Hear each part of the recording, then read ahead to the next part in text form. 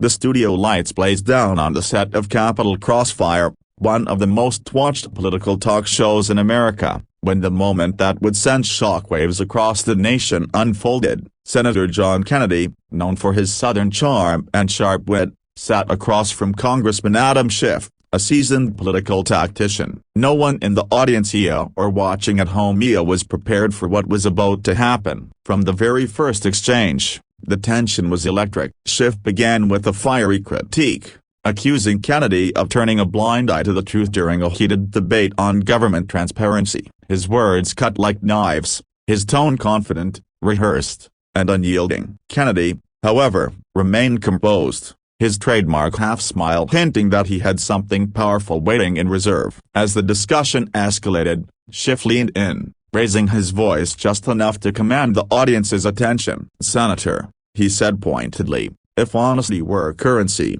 your account would be overdrawn." Gasps rippled through the studio. It was a bold, biting insult, the one that might have left most politicians scrambling. But Kennedy wasn't most politicians. He paused, just for a moment. The silence was thick enough to slice through. Then, in that slow Louisiana drawl that had both charmed and disarmed countless opponents, Kennedy replied, "Congressman, if hypocrisy were horsepower, you'd be leading the Kentucky Derby."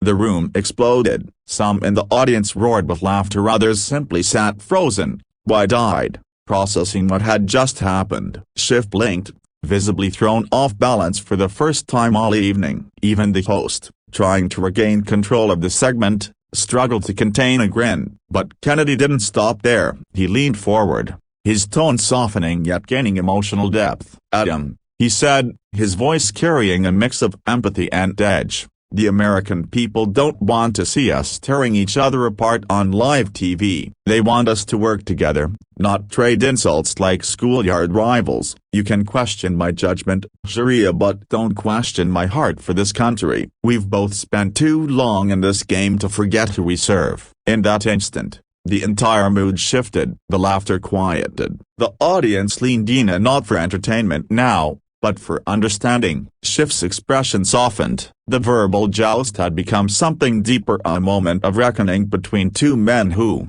despite their differences, shared the same weary love for a divided nation.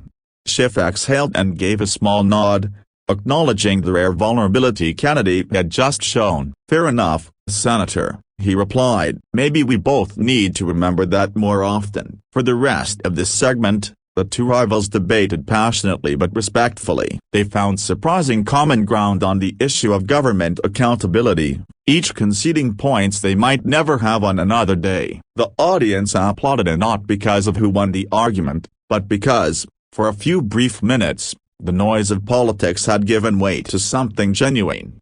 Clips of the exchange went viral within hours. Social media lit up with reactions, as some hailing Kennedy's savage comeback as one of the most satisfying TV moments of the year, others praising his unexpected call for unity as a reminder that decency still had a place in politics.